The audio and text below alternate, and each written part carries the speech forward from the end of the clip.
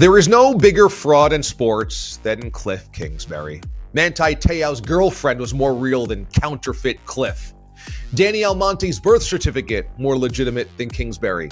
Heck, Bishop Sycamore thinks that Kliff is a phony. And yet here we are, another front office, two of them, falling for his charade.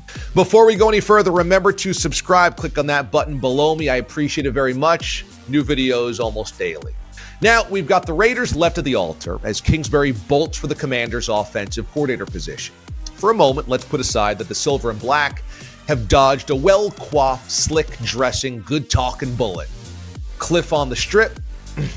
Not productive. But here's how The Athletic described the agreement, which seemed to have Kingsbury becoming the OC for the Raiders. Quote, seemingly a done deal. Both sides saw it as a formality, end of quote. Then, something fell apart, and counterfeit Kliff quickly pivoted to the Commanders. Now, the last time something like this happened in the NFL coaching world, it was Josh McDaniels having agreed to terms with the Colts and then running back to the warm bosom of the Patriots. And we all know how to view McDaniels as a two-faced imposter himself, a guy who insisted he had changed from the stubborn boy genius tyrant he was in Denver into, well, a stubborn middle-aged genius tyrant in Vegas, minus the genius. Mike Garafolo of the NFL Network said it was, quote, expected to get done in Vegas. Ian Rappaport, also NFL Network, said it was, quote, a big hire.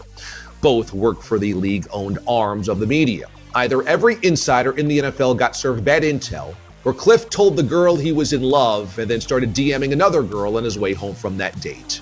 It's a terrible look in the coaching world. Not that the Raiders are some class organization, but that a coach would go so far down the road of taking a job that Adam Schefter reported it was going to happen to then pulling out over a contract breakdown. Or was it just a wandering eye? But hey, negotiations can go sideways at the last minute, especially with someone who uses a cereal bowl for his haircut. The bigger issue is actually the perception that Kliff is some type of coaching star. It somehow keeps allowing him to fail upwards. His first head coaching gig was in Lubbock, Texas, where counterfeit Kliff was a sizzling 35-40 in his 6 years. That's 5 games under. Well, I'm sure there was just a lot of tough out-of-conference scheduling, right? Also 19-35 in the mighty Big 12, 16 games under 500 in a league slightly less deep and powerful than, let's say, the SEC. Well, I'm sure it's because he had no talent. Oh, wait, what's this? He had Patrick Mahomes? Let's take a look at those 3 seasons. In his 3 years with the greatest quarterback of his generation, Kliff had exactly 1 winning season, 7-5, 1 bowl game. A Texas Bowl, lost it. In Mahomes' final season, they went 5-7. What a coach. Forget for a moment that in the no-defense Big 12, having Mahomes at QB should basically cakewalk you 10 wins and a place in the league title game. What, you want results? He stumbles into a better job, head coach of the NFL after that. Onto his NFL career, where the Cardinals hired him because he once was at the same Chipotle where Sean McVay ate a burrito bowl. And how'd that go? Mostly every year was the same, strong start followed by a second-half collapse, which happened to be exactly the script at Tech as well. Arizona, simply put, one of the worst coached teams in the NFL, chock full of penalties and turnovers and sloppy play, and other teams making adjustments as the Cardinals sat there with their wings up their noses. You see, counterfeit Kliff had an all-timer as well in September of his final season in the desert, when after 3 years at the helm, he publicly scolded the team's practice habits and mentality. Who would be in charge of installing practice habits in year 4? Certainly wouldn't be, him. In those 4 years, Kliff had 1 winning season. Stop me when you've heard this before. The most enduring images of his reign in Arizona would be A, sitting in front of a big screen TV on his couch as the mountains of the Phoenix region laid artistically in the background, and B, getting smashed in their only playoff game. A night where the Cardinals looked completely unprepared to play. Arizona trailed 21-0 at the half. Kliff has always been more sizzle than steak. He's a walking sponsored post. Nothing more. He's empty, hollow, an Instagram happy guy who taught his franchise quarterback, Kyler Murray, to run around and chuck it. Kyler did not grow during his time with Kliff. He meandered. So Kliff was canned and would take his time coming back to coaching as his buddies in the media lauded him for heading to Thailand with his buyout. He bought a one-way ticket and told teams to buzz off. Wow, what a cool dude.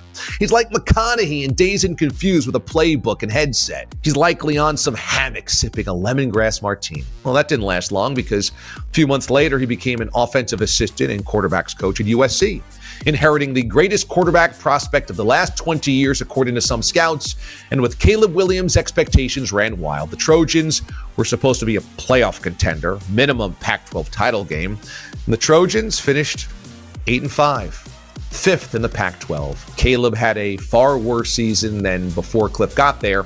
Oregon, Washington, and Washington State all had more passing yards per game than USC. Oregon also scored more points than the Trojans.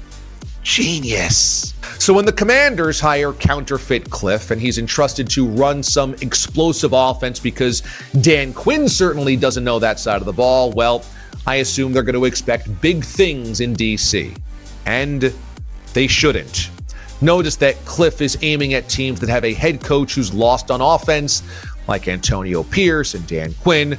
That way Kliff has no interference, no one to question him, no one to push him, and he can play hero. Except now, he'll have to nurture the number 2 pick in the draft, probably a quarterback. So we'll see how his offense looks with a rookie under center. Probably like dog food. Look, I give Kliff credit. I really do. Because no one has maximized such little success quite like him. His sunglasses and haircut and tight-fitting shirts have gotten him great jobs. And now 2 teams are fighting over him in the NFL. Go figure. He danced in the huddle at Lubbock. Wow, he's one of the guys. Mothers of recruits swooned over him. Wow, he's so cool. But in the end, perception has always been greater than reality. And fans in DC will soon see through that immaculate part in his hair, because if he looked like Jim Tom Sula or Arthur Smith or Jim Caldwell, is he really getting 6 years at Texas Tech without a winning record in the league any year? Does he really get fired from the 8th best job of the Big 12 and land an NFL gig? And after 4-13 in the NFL, does he get hired at USC? And after a crash and burn by the Trojans, does he get 2 teams fighting over him for an offensive coordinator job in the NFL? The answer is a resounding no. He is the greatest fraud. He is a con. He has had Patrick Mahomes, Kyler Murray, Caleb Williams, and no success.